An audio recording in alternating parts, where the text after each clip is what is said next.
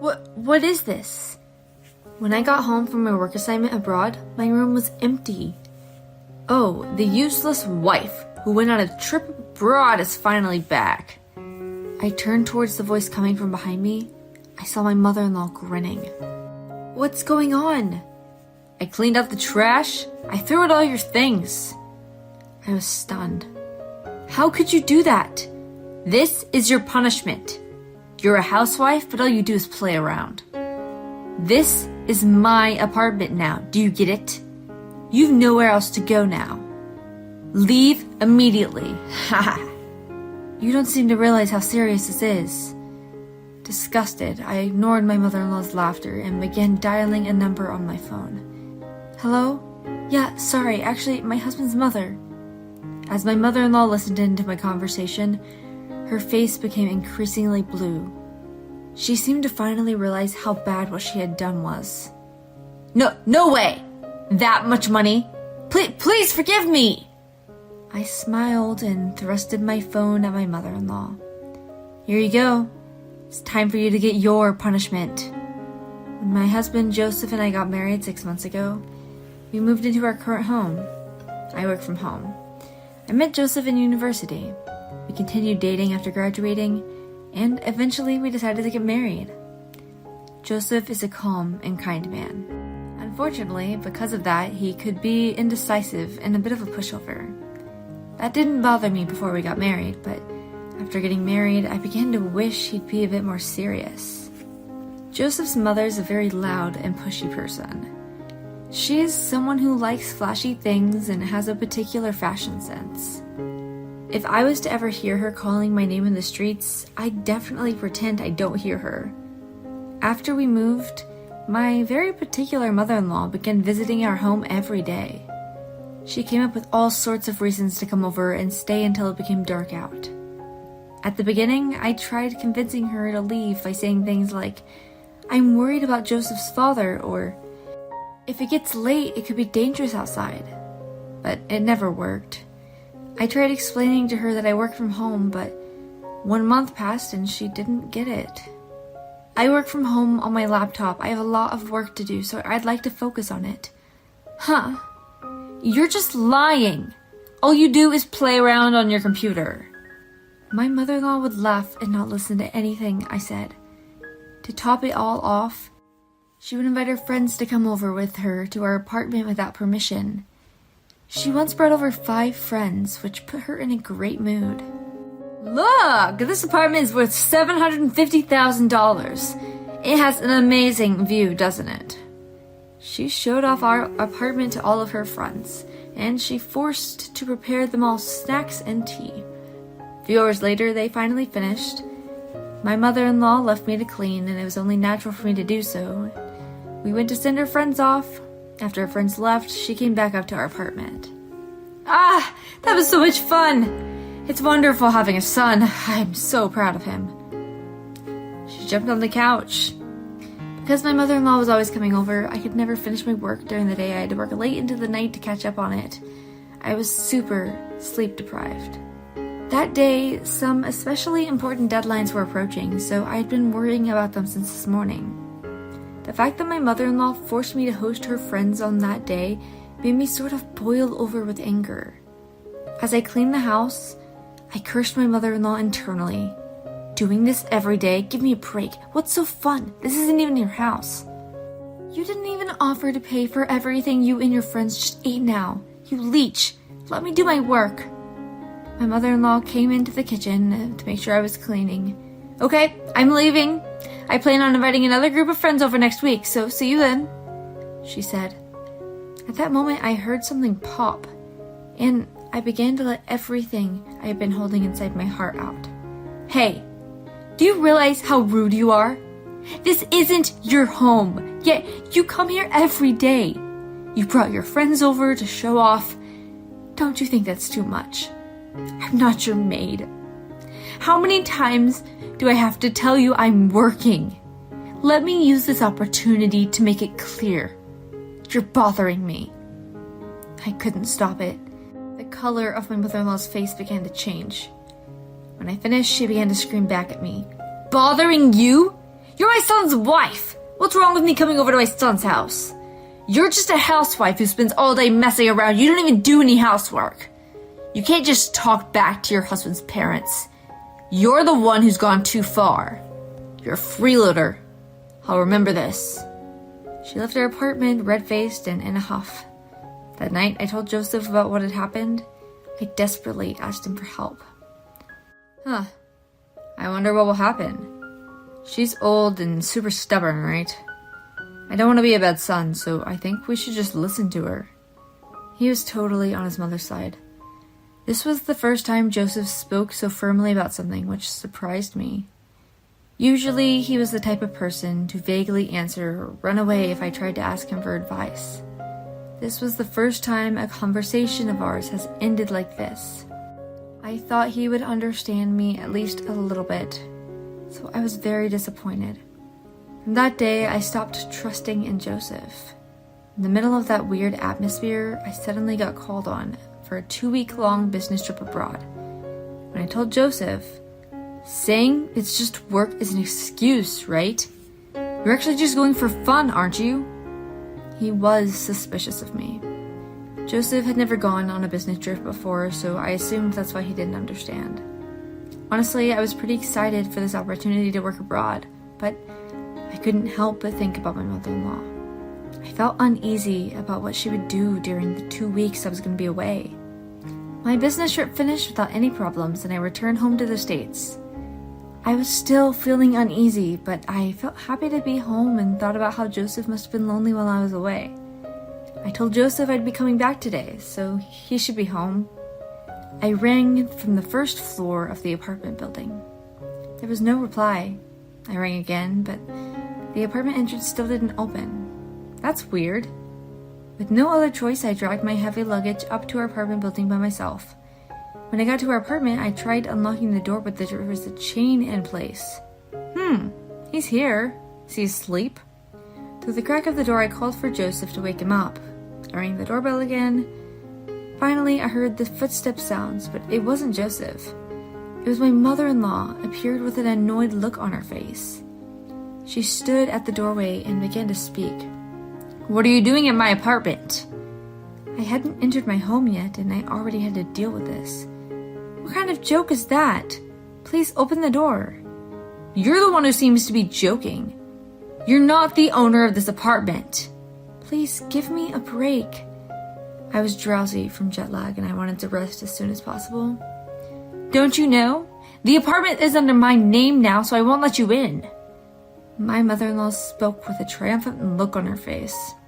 I had no idea what she was saying. Excuse me? What do you mean? Do you really think you can do this? She wouldn't listen to me at all. Do you really think you can do this? You're just a housewife, but you left behind my son on a 2-week-long vacation. We're kicking you out. Haven't I told you both before that I went for work? She still wouldn't let me in the house. Give up. None of your things are here anymore. She threw me a key to a storage facility and shut the door. I was stunned. I tried to call Joseph, but he wouldn't pick up. I needed to rest, so I dragged my suitcase with me and went to the closest hotel nearby. I laid on my hotel bed. I could feel myself fill with anger. I made a phone call. That morning, I headed back to my apartment building and rang from the entrance. Yes? I heard my mother-in-law call from the apartment building. Without a word, I entered the apartment building. Climbing at my apartment, I unlocked the door and spoke into the apartment. Please unlock the chain. When my mother-in-law realized it was me, she yelled at me to go away. Please let me in. If you don't undo the chain, I will report you to the police and make a huge scene. Is that okay with you? Imagine how embarrassing it'll be with all the neighbors see that. My mother-in-law responded to my threats and undid the chain lock. The inside of our apartment had completely changed in the last 2 weeks. Where did she even find those tasteless cushions and gaudy curtains? In the middle of the living room, there was a red carpet bright enough to make your eyes hurt. I felt my head ache from the decor in the apartment. My mother-in-law was sulking on the couch. I asked her about the rights to the apartment. Did you really change the apartment into your name? I did. I'm sure someone like you would consider it a ridiculously long and difficult process, but I'm different than you. She had a proud look on her face. Really? It's not easy to do, is it? Where did you do it? Can you show me the documents? You should have a copy, right?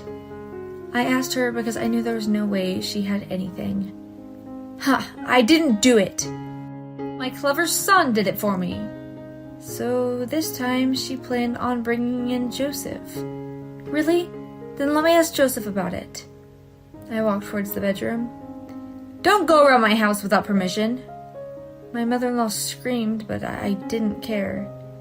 Joseph slept all day during the weekends, so I knew he'd be in the bedroom. I opened the bedroom door without knocking and slapped him across the face. I pulled Joseph and his mother to sit at the table. Joseph looked down guilty, while his mother was boiling with anger. I asked them about the rights to the apartment building again. I heard you gave the rights to your mother. How did you do that? Joseph's eyes filled with tears. My mom kept saying she wanted that apartment, he replied in a muffled voice. She wanted it, so you gave it. Isn't that a little strange? How did you do that? My mother-in-law chimed in. What's wrong with my son giving me an apartment as a present? All that matters is that he did the paperwork. She laughed, satisfied with herself. Joseph gave a cold glare and began calling someone on the speakerphone. What are you doing? My mother-in-law said in an annoyed voice. The call connected. I'm sitting with the two of them. I'll leave it to you. Joseph slumped his shoulders even more. Got it. Let me explain. I understand you're occupying my property. If you intend to stay in the house, you'll have to pay $8,000 monthly in rent. You have three choices. You can pay the $8,000 in rent, leave the apartment, or if you stay in the apartment without paying the rent, I will report you for forgery and breaking and entering. My mother-in-law's face went pale. The real owner of this apartment was actually my sister. Right as Joseph and I got married, my sister sent to work abroad. So she left us to live in her apartment. Since we've been taking care of her apartment while she was away, she left us the apartment for free. Thanks, sis. I'll take it from here.